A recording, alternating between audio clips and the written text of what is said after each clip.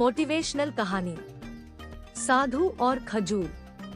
दोस्तों नमस्कार, आप सभी का स्वागत है। आज हम ऐसी मोटिवेशनल कहानी सुनते हैं, यह सुनकर आपको नई प्रेरणा मिलेगी। तो चलिए सुनते हैं। एक दिन की बात है। एक साधु गांव के बाहर वन में स्थित अपनी कुटिया की ओर जा रहा था। रास्ते में बाजार पड़ा। बाजार से गुजरते हुए साधु की दृष्टि एक दुकान में रखी ढेर सारी टोकरियों पर पड़ी। उसमें खजूर रखे हुए थे। खजूर देखकर साधु का मन ललचा गया। उसके मन में खजूर खाने की इच्छा जाग उठी, किंतु उस समय उसके पास पैसे नहीं थे। उसने अपनी इच्छा पर नियंत्रण रखा और कुटिया चला आया। कुटिया पहुंचने के बाद भी खजूर का विचार साधु के मन से नहीं निकल पाया। वह उसी के बारे में ही सोचता रहा।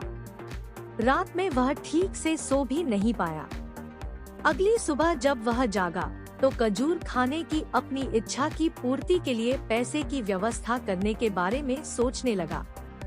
सूखी लकड़ियां बेचकर खजूर खरीदने लायक पैसों की व्यवस्था अवश्य हो जाएगी, यह सोचकर वह जंगल में गया और सूखी लकड़ियां बीनने लगा। काफी लकड़ियां एकत्रित कर लेने के बाद उसने उसका गट्ठर बनाया और उसे अपने कंधे पर लादकर बाजार की ओर चल पड़ा। का गट्ठर भारी था, जिसे उठाकर बाजार तक की दूरी तय करना आसान नहीं था, किंतु साधु चलता गया। थोड़ी देर में उसके कंधे में दर्द होने लगा, इसलिए विश्राम करने वह एक स्थान पर रुक गया। थोड़ी देर विश्राम कर वह पुनः लकड़ियां उठाकर चलने लगा। इसी तरह रुक रुक कर किसी तरह वह लकड़ियों के गट्ठर के साथ बाजार पहुंचा। बाजार में उसने सारी लकड़ियां बेच दी। अब उसके पास इतने पैसे इकट्ठे हो गए जिससे वह खजूर खरीद सके। वह बहुत प्रसन्न हुआ और खजूर की दुकान में पहुंचा। सारे पैसों से उसने खजूर खरीद लिए और वापस अपनी कुटिया की ओर चल पड़ा।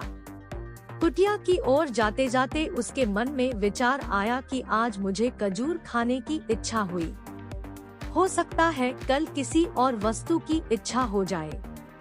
कभी नए वस्त्रों की इच्छा जाग जाएगी, तो कभी अच्छे घर की, कभी स्त्री और बच्चों की, तो कभी धन की। मैं तो साधु व्यक्ति हूँ। इस तरह से तो मैं इच्छाओं का दास बन जाऊंगा।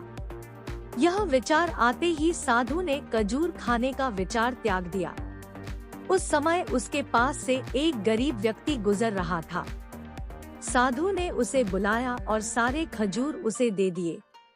इस तरह उसने स्वयं को इच्छाओं का दास बनने से बचा लिया।